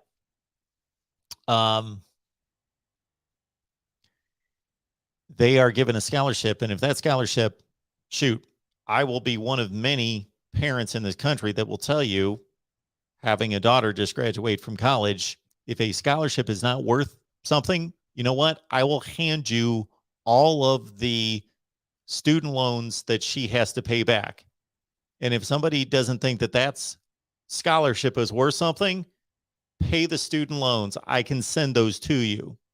So the scholarship is worth a lot. I am even more adamant about that since we are now experiencing that than I was before. It was more theory in my head that, yeah, scholarships are worth a lot of money. They are being paid. I will argue with anybody that these athletes are being paid. And now it's come home to roost, and I'm actually experiencing it. So yes, if they're not valuing their scholarships, well, then they're obviously young people who are ignorant to a certain extent and immature. But yeah, they are being paid. I'm sorry I took us off on a tangent there.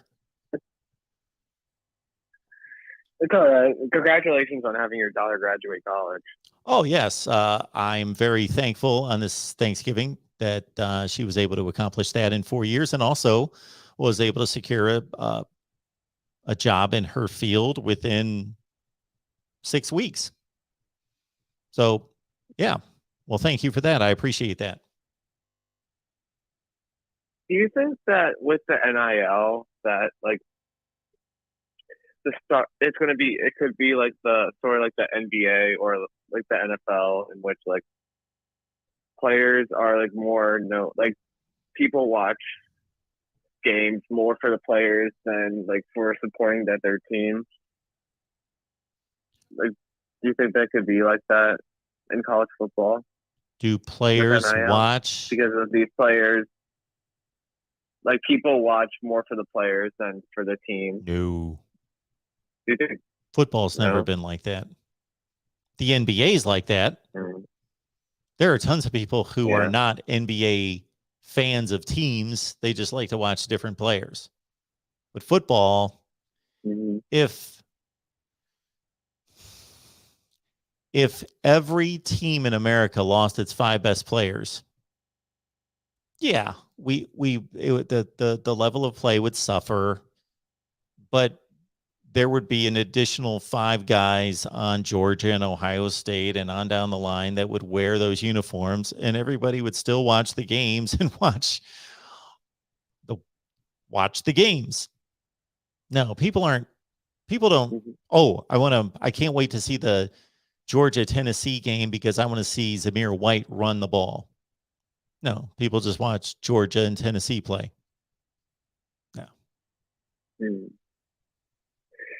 What do you think is the best course of action that the Michigan Athletic Department can do with the support it has from its board to close the gap with Ohio State?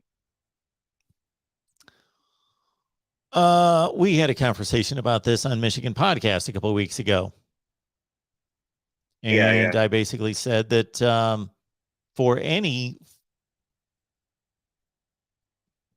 institution to have a chance to be a dominant football program, they have to have buy-in. They have to be committed and dedicated to that purpose from the top down.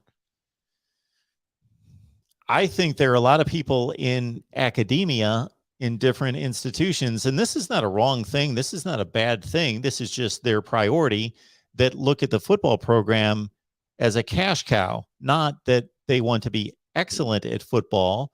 Just as long as the football team's winning 7-8 games, they go to bowl games, they earn that same share as everybody else in the conference, that they split all the bowl money and split the TV revenue. And so as long as they're viable and people show up at the games and the stadium's 95% full with, 70 some thousand people in an 80,000 seat stadium, the football program's doing its job. It's benefiting the rest of the institution, and they could care less if they're 8-4 or 12-0 and playing for a national championship.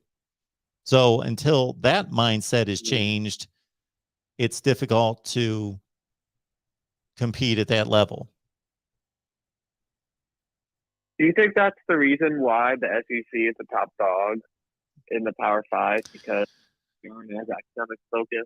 Well, I think that's part of it. As other conferences? I think that's part of it. I think the absence of NFL teams has something to do with it, that the fans are connected to those teams stronger than most in other parts of the country, because you've got the Carolina Panthers are only 25 years old, which sounds like a long time, but in the course of history, it's not long. The Atlanta Falcons, the Miami Dolphins are so far down in South Florida, they don't really affect Florida State that much. There are just less NFL teams in the expanse of the SEC. No professional teams in Alabama, Mississippi. There weren't in Tennessee for a long, long time. None in South Carolina now, not any in North Carolina for a long, long time, etc. None in Kentucky. You can't say that about the Big Ten. So I think that there's just a stronger pull and a stronger tie and connection. Therefore, they drive it stronger. Plus, they have the inherent advantage of having more players than any other region of the country. Most players sign to play with schools that are in their geographic vicinity.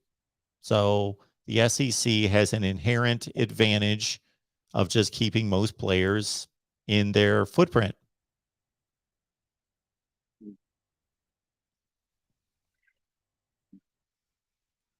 Do you think there's a reason why? Is that the reason why, like, Auburn is closer to Alabama than Michigan is to Ohio State, because the academic is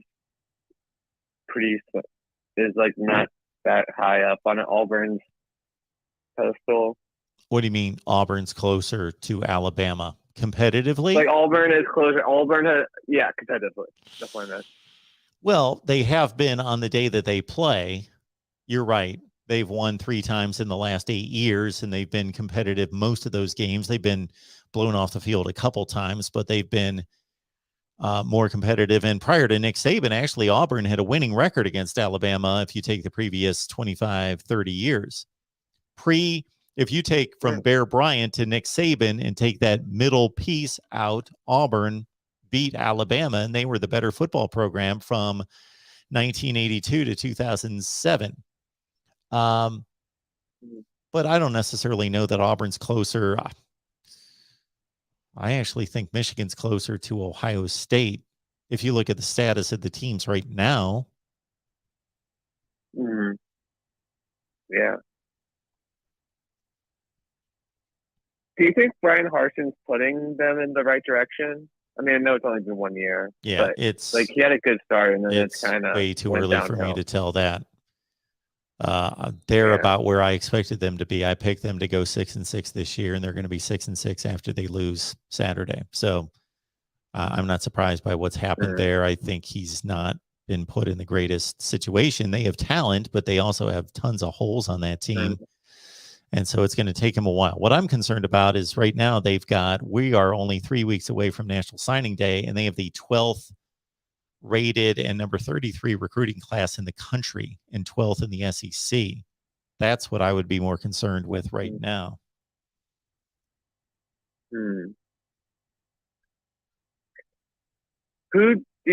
you had to put money on it right now, who would you say is going to Virginia Tech?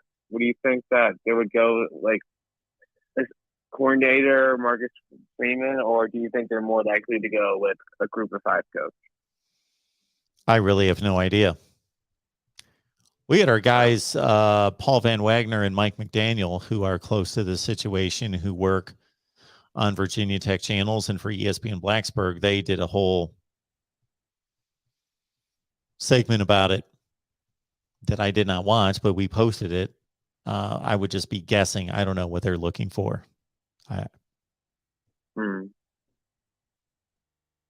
Okay. Well, I took up way too much of your time, Mark, but thank you for taking my call, and have a great rest of your Thanksgiving night. Yeah, I appreciate it. Thank you so much for the call. All right. Eric. Thanks, Eric. I appreciate your advice. Thank you so much for telling me what I can talk about when I cannot talk about. Mark should keep his mouth shut about politics. First of all, what did I say about politics? I said that the American way is capitalism and free market enterprise. And if I can't say that, then there is something freaking wrong about all of this. Hopefully, everyone I'm talking to right now is for the American way of a free market and capitalism and freedom of speech, freedom of movement, all those things. So, Eric, I will say that when I am given the opportunity, or I will say it 1,000 times a day, whatever in the hell I want to say. And so you can go watch somebody else if you're not wanting me to make a comment that is not about politics. It's about the way of life and being American and being a patriot and loving our country and what we stand for. So that's not politics. All right.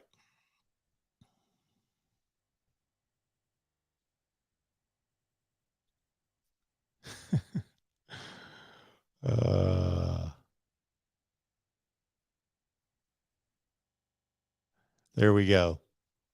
I'm so glad you posted that in caps, Eric. I can read it so much clearer now. Thank you for that. We appreciate it. So let me restate it. Eric, don't tell me what to talk about.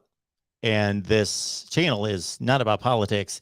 I can't imagine that anybody can find a college football channel that talks more about college football and less about anything else. I don't talk about entertainment or about pop culture. I don't talk about anything but college football.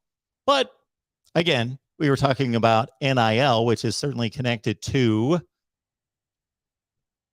the economy and the ability to give these athletes an opportunity to earn money. And so I put my plug in for what I believe, the American way. So there you go, Eric. Listen up. Listen clearly, Eric. I am for capitalism, free market, freedom of speech, the American way. Thank you.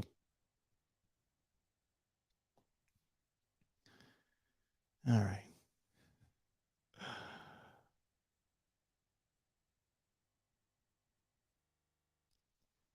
All right. Thank you, Bilal. Appreciate that. All right. APEC Jones has his flags out. All right.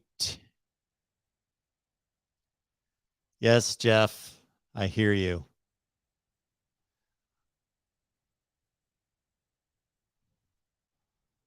Let's hit our next call here at the Voice of College Football. Welcome in.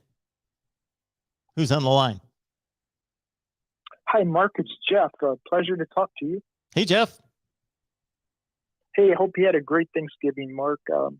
I know I haven't talked to you in a few weeks, and the last time I talked about the game, how it kind of scared me this year. I do think, and I think we talked about this, Mark, I was wanting your opinion, but big thing for us is we have to tackle Haskins. We can't let him, if he's running for 3 yards, we need to get him down. We can't be grabbing. In the words of Vince Lombardi, no grabbing, we got to tackle. Grab. Yeah. Everybody's grabbing, yes. No, and also, Mark, the offensive line, I think I said several weeks ago that their defensive ends look pretty scary. And our offensive line needs to protect CJ. But here's something I don't think anybody's talked about. Maybe you have, Mark. They have to avoid costly penalties. Even if the defensive linemen aren't getting to CJ, I would hate to have a 30-yard pass to Chris Olave called back because somebody has, grabbed somebody. It's a good point. Yeah, a lot of penalties, and we all see it watching college football all the time. Most of these penalties do not aid the play.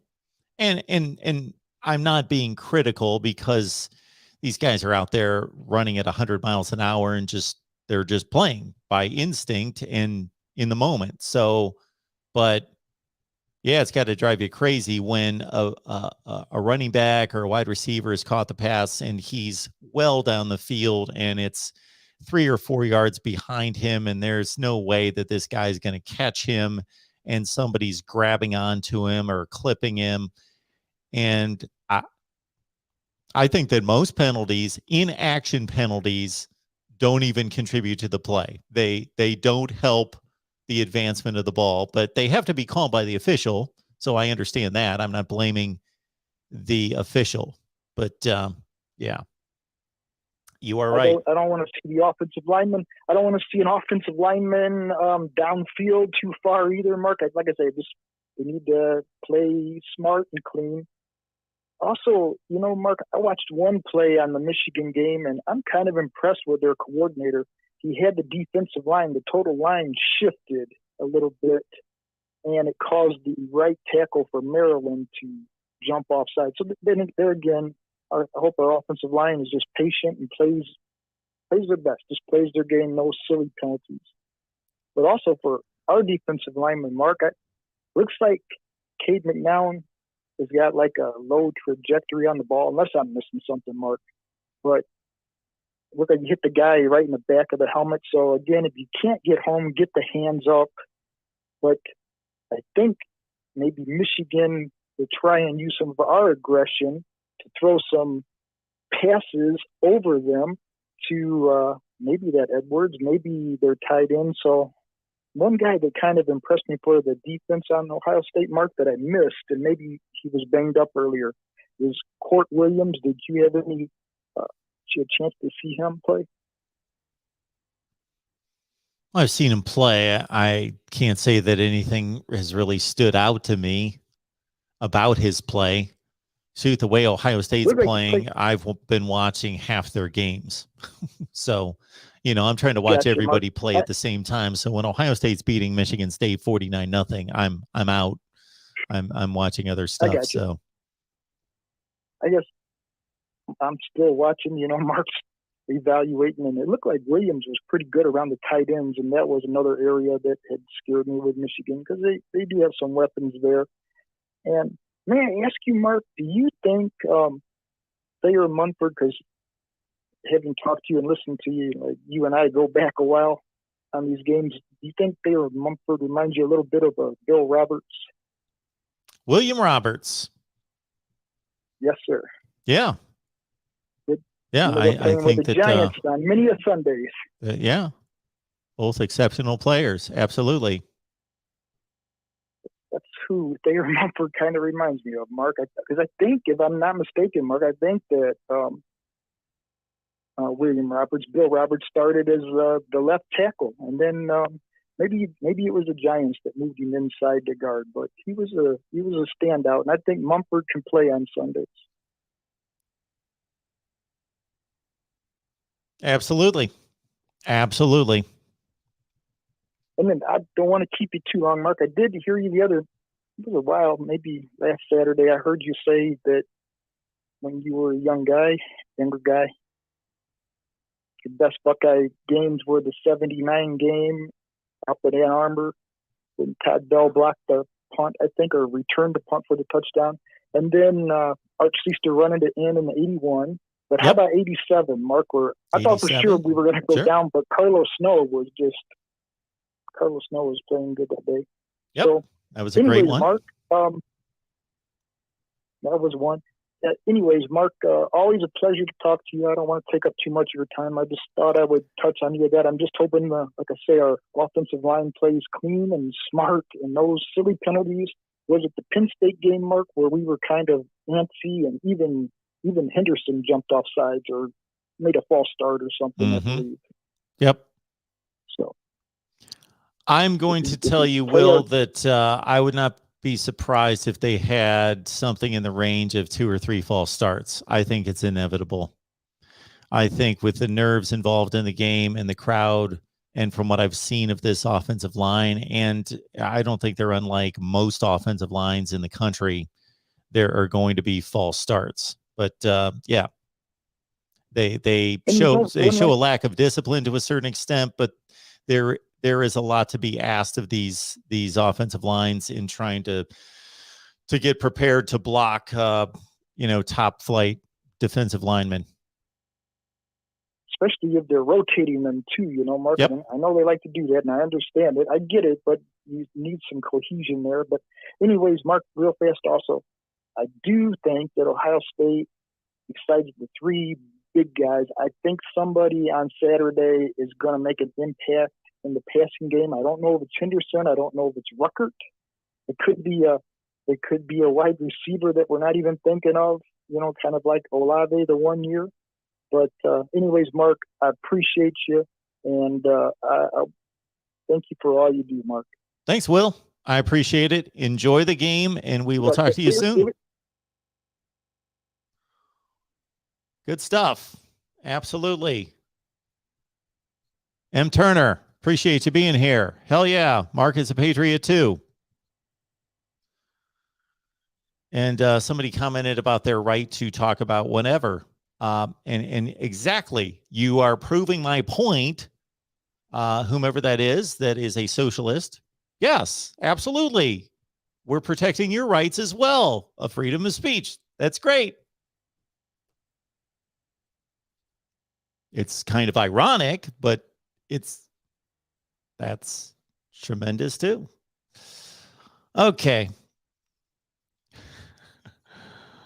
Appreciate everybody being here. See some people that I do not recognize your handle, so it's always good to see some new people here. Geek Illustrator Dad, you in particular, great to see you, and a number of other folks here. Did I happen to mention that these fine folks, it's our guy Josh Van Horn at Get Business Credit. They're right here on YouTube. If you own a business, you're starting a business, you want to start a business, and you think, I can't start a business, I don't have any credit, and my credit sucks. Well, fear not. Josh will lead you through. He's built a YouTube channel. He's got like 30,000 subscribers. He's done this in a few weeks or a couple months, maybe. My goodness, took me forever to get to that point. That tells you something. He's helping people. So it's a great education over there. Get business credit on YouTube. Head on over there. If you need access to various lines of credit, he will set you up. So please check out his work there. And I will post the banner here in just a second. 860-499-3332. We've got a big Friday here at the Voice of College Football. We are going to be tracking all the games. And if you are just invested in the college football playoff, you might as well take the day off.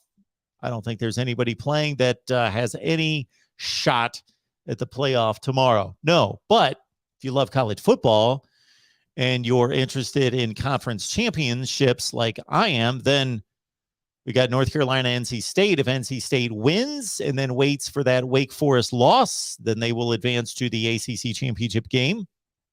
If both NC State and Wake lose, then Clemson's, they go back to the ACC championship game for the millionth consecutive season. And of course, they've got a date against South Carolina. Also, a number of other conference championship games on the line tomorrow in the group of five. And let's see, anything else in the Power Five? Well, Oregon State. So the winner of that game, if it's Oregon, they go to the Pac-12 championship game. If it's Oregon State, it gets complicated depending on the Washington State game against Washington. And I believe that they're both playing on Friday as well. So Washington State, Oregon State will sort out the Pac-12 North Division. So good stuff there. I'm all about conference championships. I love conference championships. I'm not going to say they mean more than the national championship, but they're more valid. They are more valid. They're objective. They were earned. They were earned by an objective system. We can't argue conference championships. We can argue some scheduling that lead to conference championships, except for in the Big 12. The Big 12, cut and dry. Everybody plays everybody. The two best teams advance to the conference championship game. They play, game, bam. There you got your winner. Now, we could argue various scheduling configurations in the other conferences lead to teams having weaker schedules and therefore an easier route to the conference championship game. So that can be debated, but at least a conference championship is tangible. The playoff, if I could ever discipline myself to not call it a playoff, it's an invitational. Then if I do discipline myself to say invitational every time, I'm going to get new people on here and they're not going to know what I'm talking about. But it's an invitational. You have to be invited by a committee to play in the playoff. It's an invitational. It's not a playoff.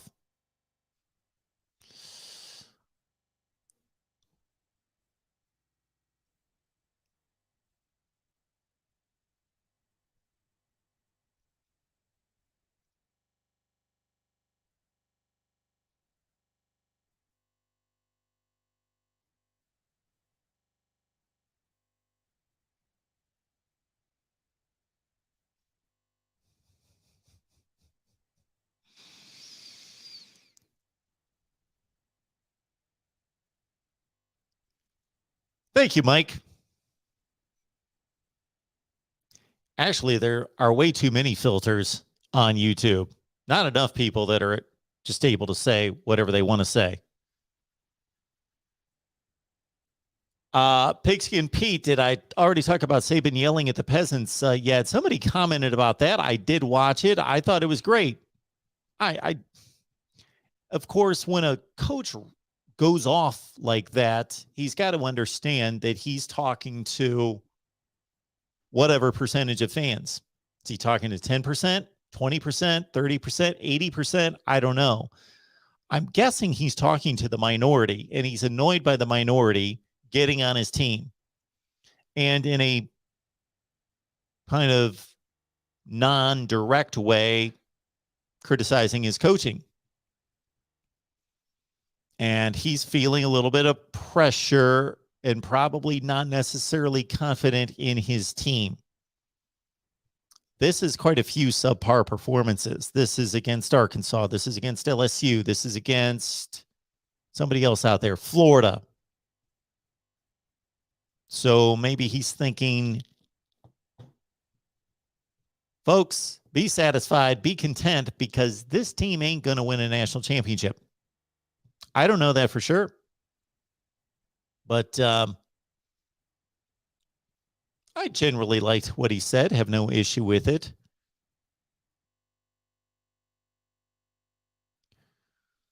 Apex Jones has Cincinnati advancing to the national championship game, so I don't know who they're going to beat to get there.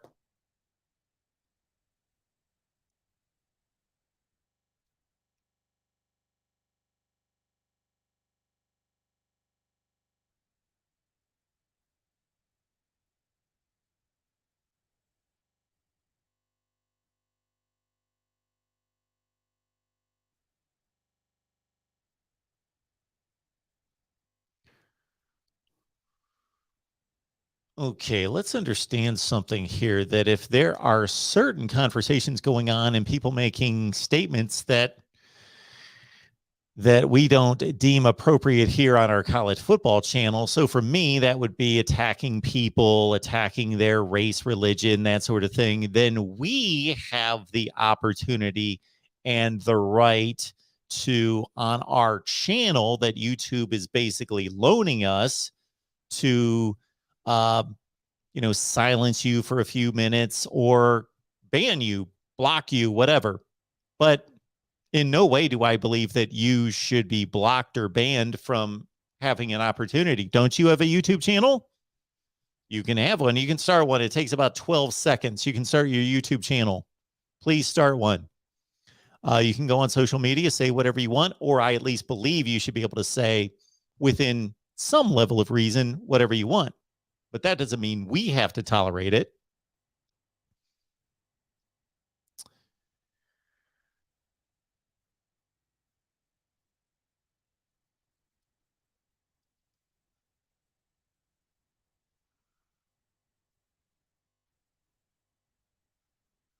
Oh, you guys have gone off on this.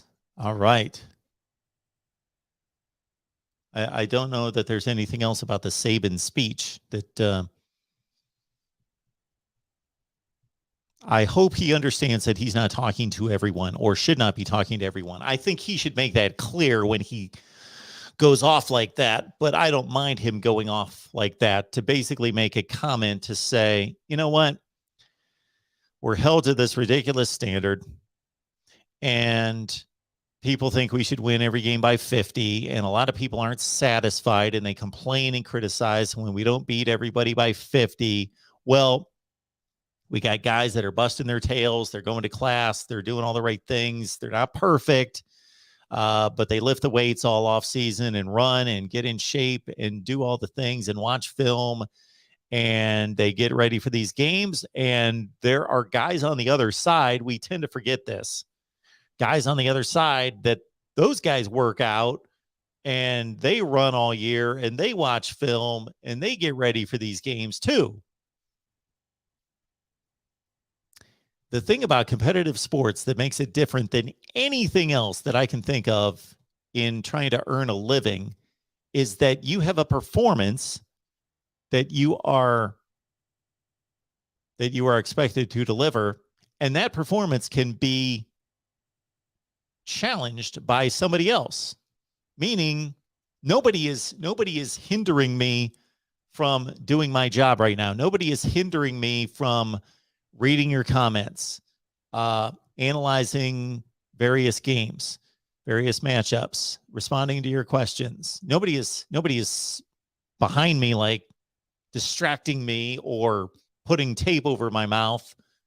Nobody's doing that. If you sell insurance, you don't have somebody slashing your tires while you're trying to drive down the street to get to somebody's house. There is no direct pushback or challenge to you completing your tasks of your job But if you're a football team, what are you measured by? A W or an L? So only one team can walk off the field and one group of players that are ultimately successful. The guys that get the win, the guys that get the loss, they could still be really good at what they do, work really hard, but somebody's got to lose. So in a sense, they are deemed as failures that did not get the job done and did not deliver the expected result.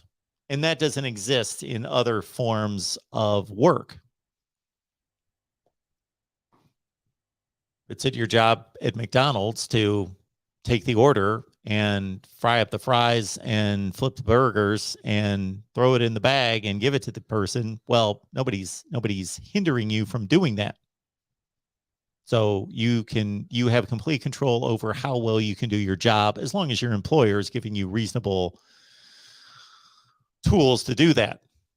But that's where, we look at these, we go watch a movie and we're awed by the acting talent and the cinematography and the director's role, and we're awed by the final production. Well, there's 12 or 14 hours of clips that hit the production floor because they weren't good enough.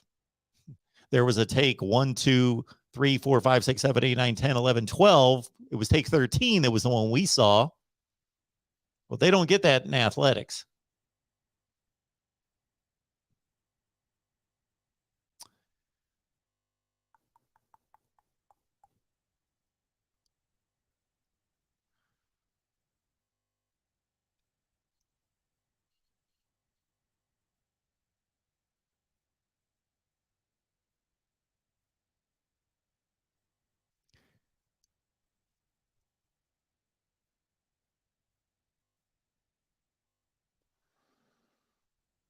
All right, folks, do we have any other topics that need to be addressed? We've got games starting at noon Eastern on Friday. We will be here analyzing them with you. I will jump on here late tomorrow night after all the ball games are complete or have come to some meaningful conclusion. If it's 50-12 in the final game, we don't need to wait that long to jump on here and talk college football with all of you. But we're going to wrap up Friday's games right here at the Voice of College Football and take your calls tomorrow night. And also, I will certainly pick out some games tomorrow and provide my instant analysis. So jump on that. I delivered what I call by the numbers, a comparison of various rivalries through the years in terms of their all-time records and rankings and accumulated Heisman Trophy winners and times that they finished ranked in the top 25 and in the top 10 and national championship and conference championship comparisons. I did that with Oregon State, South Carolina, Clemson, Ohio State, Michigan's going to be released tomorrow, and Nebraska, Iowa. So be on the lookout for those.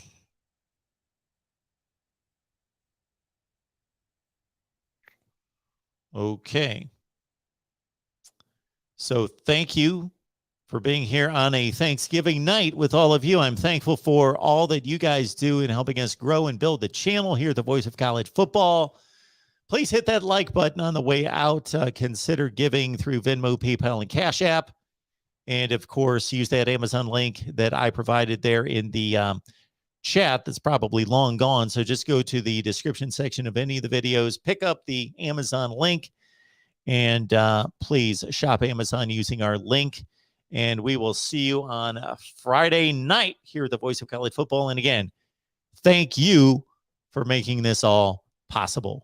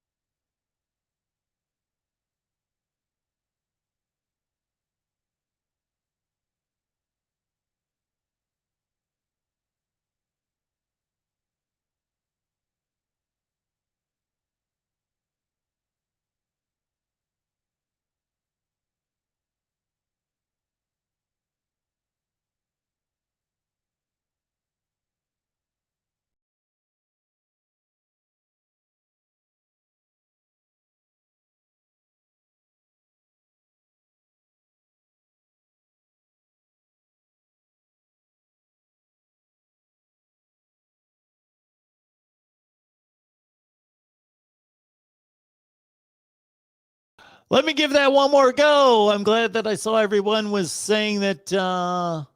Oh, man, do I got to say everything that I just said? Okay, it's well worth it. SB559. Yeah, I cut the mic when I signed off. So, yeah, Justin Herbert, I was making this statement. It's ironic that you brought this up because I was just watching the Chargers the other night. They were doing the Sunday night game, and Chris Collinsworth made a similar comment to what I was thinking and what my evaluation of Justin Herbert was. He said, I did not think Justin Herbert was going to be this good, not because he did anything wrong in college, but because he was not required to make the kind of throws that he would need to make at the NFL level. So we didn't know until he got to the combine, until he was put in those situations at his pro day to make those kind of throws. And obviously that's in a controlled environment. So we didn't know necessarily. We knew he had the arm talent, but he wasn't asked to make those kind of throws very often at Oregon. And I had the same evaluation. And then I heard Collinsworth make it the other day because I didn't tout him as being anything special. I didn't say he's not going to make it. I just said, I don't know, because he doesn't look anything out of the ordinary to me. Am I surprised? No, not surprised, but I did not forecast it because I didn't see him being asked to be an NFL quarterback and make those kind of throws at Oregon. So thank you so much for the super chat. I appreciate that. Thank you for everyone letting me know that there was no sound the first time around. We will see you later tonight here at the Voice of College Football, late Friday.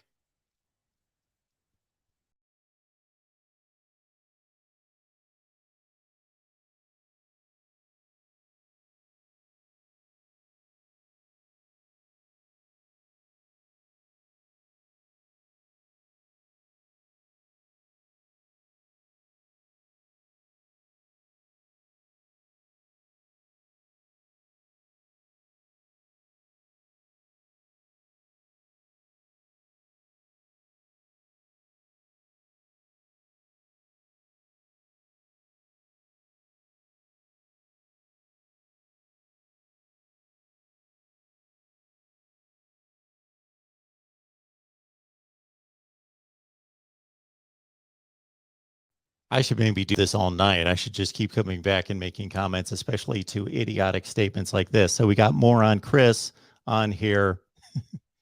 Again, Chris, why don't you call me or go away? That would be the best thing you could do rather than make stupid comments in the chat. For everybody else, we will see you Friday night. Appreciate you being here. We will see you later.